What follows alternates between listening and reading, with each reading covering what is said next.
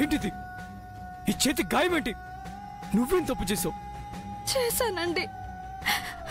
మీ పాదాల చెంత ఉండాల్సింది పోయి మా అమ్మ మాటలు విని నా దగ్గరికి మిమ్మల్ని రప్పించుకున్నాను. ఇక నేనెవరి మాట విననండి. మా అమ్మ మాటలు కూడా వినను. మీ మాటే వింటాను.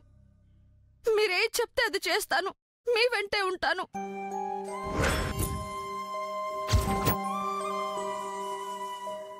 మీరెక్కడుంటే నేను అక్కడే.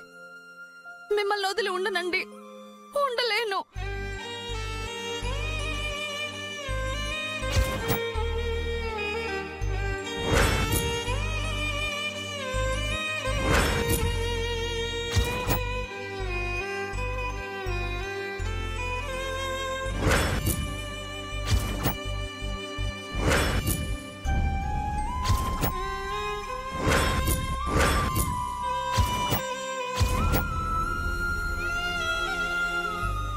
నా తప్పు నేను తెలుసుకున్నానండి. మళ్ళీ ఈ జన్మలో తప్పు చేయను. నేను మీ భార్యనండి, మీ మనిషిని. మీకు మాత్రమే సొంతం. మన ఇంటికి వెళ్ళిపోదాం.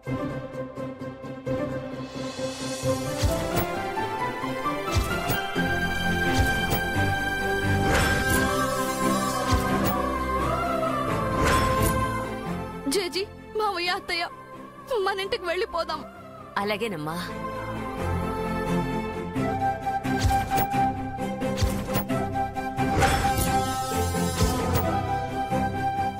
నా తప్పు నాకు తెలియజెప్పి మిమ్మల్ని కాపాడిన అమ్మ ఒకరున్నారండి. రండి, చూపిస్తాను. రండి.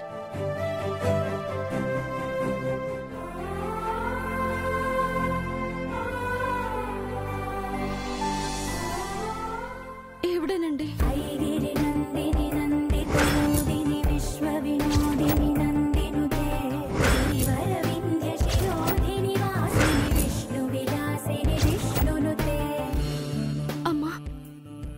నా మాంగళ్యం నిలిచింది. నా పసుపు కుంకాలు నాకు దక్కాయి. జన్మ జన్మలకు మీకు రుణపడి ఉంటానమ్మా. మీకేమిచ్చినా తక్కువే. నిలువ దోపిడిస్తాను, తీసుకోండమ్మా.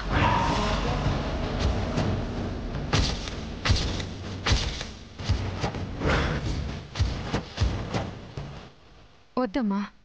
మాంగళ్యానికి మించిన ఆభరణం ఒక మగువకి ఏముంటుందమ్మా? నేను చేసిన తప్పేంటో నాకు చెప్పి నా కళ్ళు తెరిపించావు. ఆయనే నా సర్వస్వం. ఆయన కోసం ఏవైనా చేస్తాను. అయ్యో వద్దమ్మా. మీ మంచి కోరే చెప్పాను. మీరు చల్లగా ఉండండి అమ్మా. నాకంతే చాలు. అదృష్టవంతుడివి బాబు. అన్నీ నువ్వే అనుకునే అనుకూలవతి. నీకోసం ప్రాణత్యాగానికైనా వెనకాడని భార్య దొరకటం నువ్వు ఏ జన్మలోనో చేసుకున్న పుణ్యం. తన పూజలే నీకు ఆయుష్నిచ్చాయి.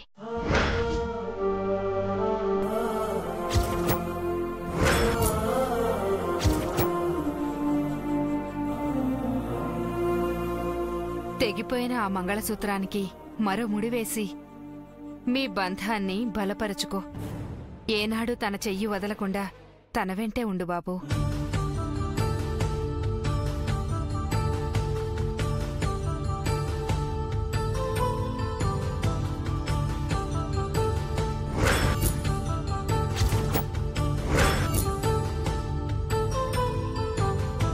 నిత్య కళ్యాణం పచ్చతోరణమై వెలిగేటి సంప్రదాయం. కలిసి ఉంటేనే కలదు సుఖమంటూ తెలిపేటి తీపి కావ్యం. ఇరువురిని జత చేసి అక్షింతలేసి దీవించు సమయం ఇదే. హోమాగ్ని సాక్షిగా ఏడడుగులేయించి నడిపించు తరుణం ఇదే. హృదయాన్ని తెరచి మమతం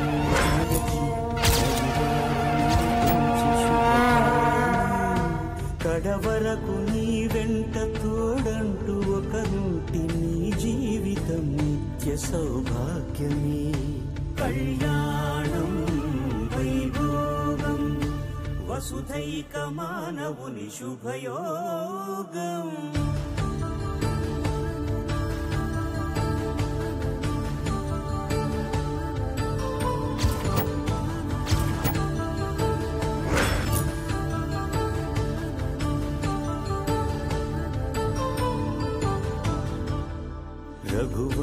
రామయ్య యదువంశ కృష్ణయ్య దివి నుంచి ఈ భువికి దిగినారుగా మనసుల్ని మురిపించి ప్రేమల్ని గెలిపించు ఈ పెళ్లి వేడుకను తిలకించగా కళ్యాణం వైభోగం శ్రీ శ్రీనివాసుని కళ్యాణం.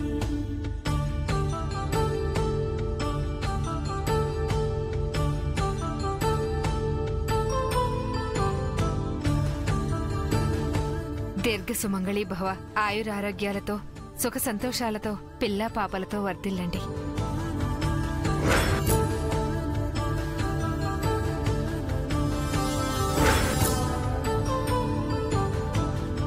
ఏమండి, ఇప్పుడే మన ఇంటికి వెళ్ళిపోదాం.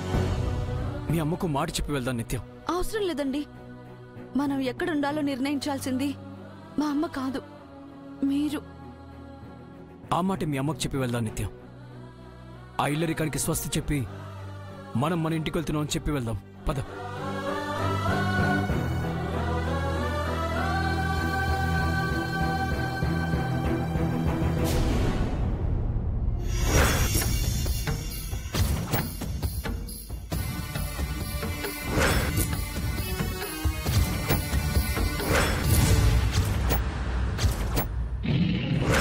అసలు నువ్వు మతుండే ఇదంతా చేస్తున్నావు బేబీ?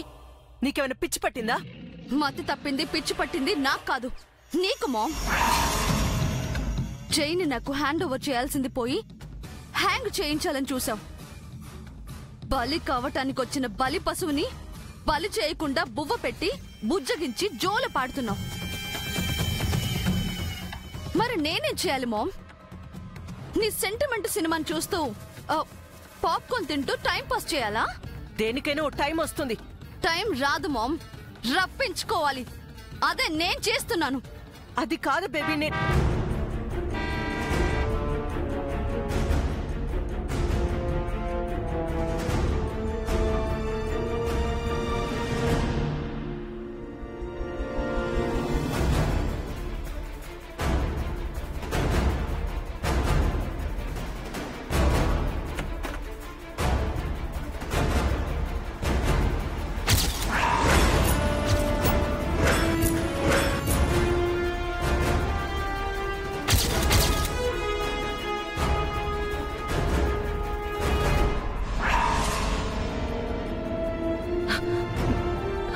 బేబీ జై వాళ్ళు వస్తున్నారు, నువ్వు లోపలికి వెళ్ళు. వెళ్ళను.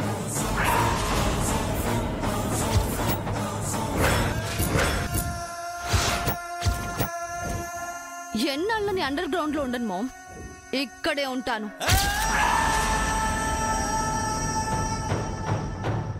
బేబీ వాళ్ళు నిన్ను చూశారంటే ప్రమాదం, అర్థం చేసుకో. నువ్వు నన్ను అర్థం చేసుకుంటున్నావా? నేను నిన్ను అర్థం చేసుకోవడానికి? బేబీ మొండిగా వాదించుకో. Go inside. నో.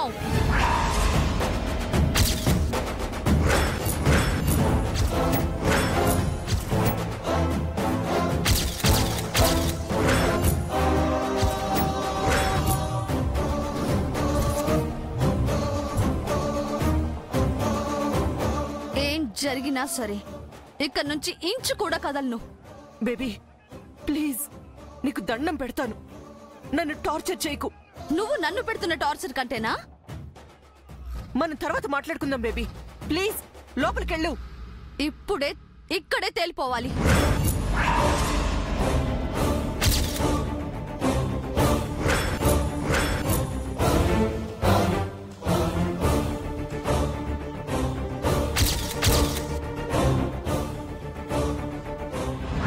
చెప్తే వినవా? పద. మామ్, పద. Mom, ma'am.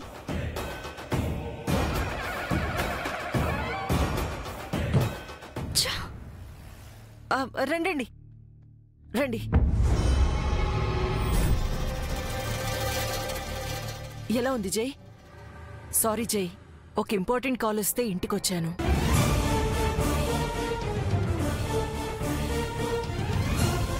నిత్య, జైని పైకి తీసుకెళ్ళు. బామ్మగారు, మీరు 10 నిమిషాలు కూర్చోండి, ఈలోపు నేను డిన్నర్ ప్రిపేర్ చేయిస్తాను. క్షమించమ్మా. మేం తినడానికి రాలేదు.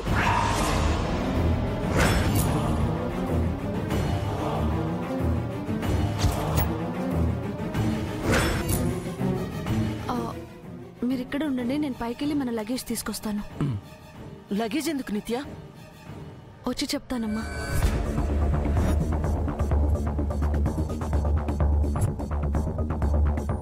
జై, ఏమైంది?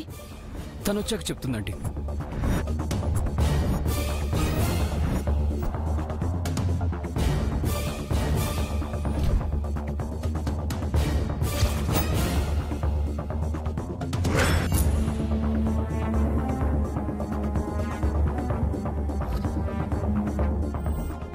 ఏం చెప్తుందది? లగేజ్ అంటుందంటే ఈ ఇంటి నుంచి వెకేట్ చేస్తున్నారా? ఎస్, అదే అయి ఉంటుంది. నిత్య, మీ బ్యాగ్స్ ఎందుకు తెచ్చా?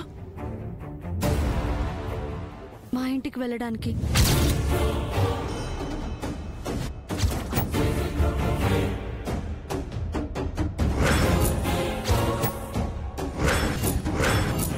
నీ ఇల్లా? ఇది కదా నిత్య నీ ఇల్లు? ఇది నా ఇల్లు ఎలా అవుతుందమ్మా? పెళ్ళైన ఆడపిల్లకు అత్తారిల్లే సొంతిల్లు, పుట్టిల్లు పరా ఇల్లు.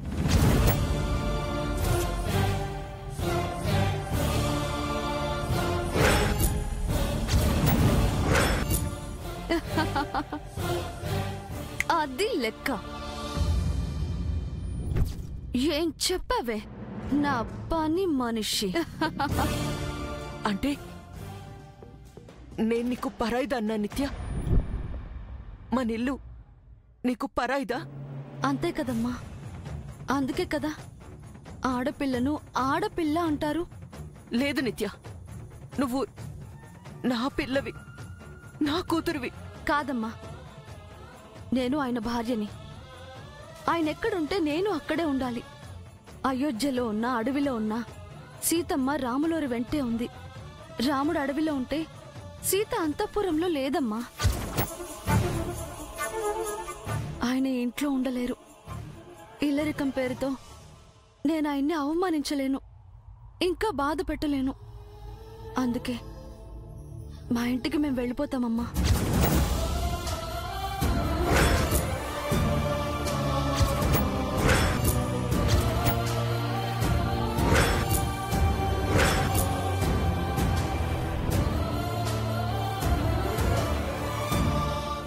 ఏంటి జై, తనలా మాట్లాడుతుంటే నువ్వు మౌనంగా ఉన్నావే? ఇల్లరిక ఉంటానని నువ్వు నాకు మాటిచ్చావు, గుర్తుందా? ఆయన మాట ఇవ్వలేదమ్మా, నువ్వే బలవంతంగా ఒప్పించావు.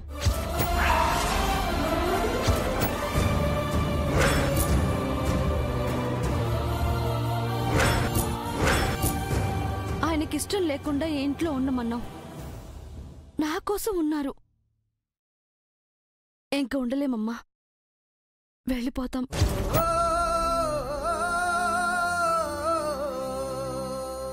నువ్వు వెళ్ళిపోతే నా గతేం కావాలి?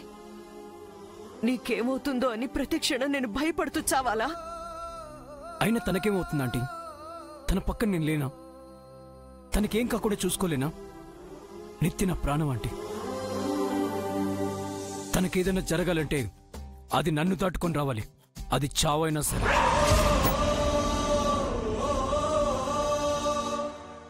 మంగ చావు నిన్ను వాపలేవు జై. నా బాధ నీకెలా అర్థం అవుతుంది? మీ బాధ భయం ఏంటో నాకు అర్థం కావట్లేదు. ఏ విషయంలో మీరు నిత్య గురించి స్ట్రగుల్ అవుతున్నా నాకు అర్థం కావట్లేదు. తను మీకు కూతురు మాత్రమే, తనే నాకు సర్వస్వం.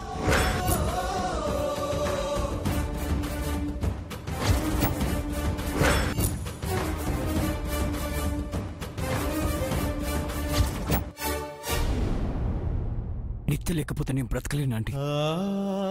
తన ప్రాణానికి నా ప్రాణం అడ్డేస్తాను. తన్ని కంటికి రెప్పలా కాపాడుకుంటాను. మీరు భయాన్ని వదిలేసి ధైర్యంగా ఉండండి. తనకేం కాదు. నీ తల్లి ప్రేమను మేము అర్థం చేసుకోగలవమ్మా, అలాగే వాళ్ళ ప్రేమను కూడా నువ్వు అర్థం చేసుకోవాలి. నిత్యపై ఈగ కూడా వాలకుండా చూసుకుంటాం స్వరూప్ గారు. నిత్య మా కోడలు కాదు వదినా, కూతురు. మమ్మల్ని నమ్మండి. జైసారు ఉండగా నిత్యా మేడంకి ఏమవుతుంది మేడం? ఈ రోజు మీరే చూశారు కదా, నిత్యా మేడం పడిపోతుంటే సార్ కాపాడి ఆయన గాయాలు పాలయ్యారు కానీ మేడంకి చిన్న గీత కూడా పడనివ్వలేదు మేడం. మీరు తన గురించి భయపడటం మానేసి నిశ్చింతగా ఉండండి. పిలుస్తామండి. ఒక నిమిషం అండి, ఆ గదిలో నా హ్యాండ్ బ్యాగ్ ఉంది, తెచ్చుకుంటాను. వద్దు నిత్య, నేను తీసుకొస్తానుగా, నువ్వు ఉండు. పర్వాలేదమ్మా, నేనే తీసుకుంటాను. నిత్య బేబీ,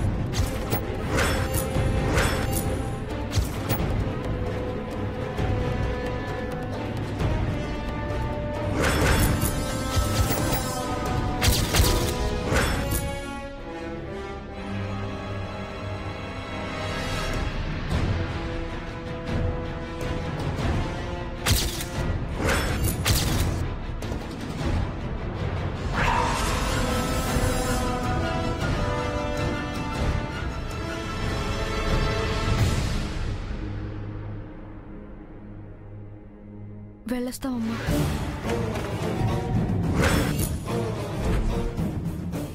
ఎల్లుండి నీ బర్త్డే కదా బేబీ, కనీసం అప్పటి వరకైనా ఉండొచ్చు కదా. నా పుట్టినరోజైనా చావు రోజైనా ఆ ఇంట్లోనే అమ్మా. Bye aunty. పద నిత్య.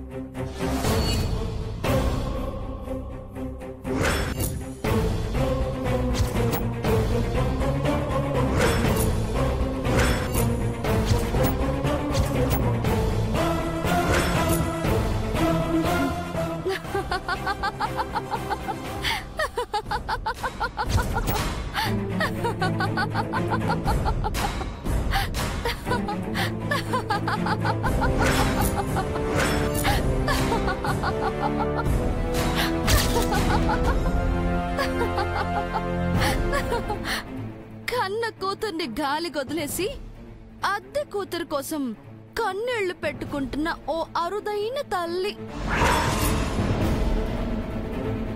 నీకు ఐరన్ లేడీ అని కాదు మామ్, డిస్హానెస్ట్ లేడీ అని బిరుదివ్వాలి.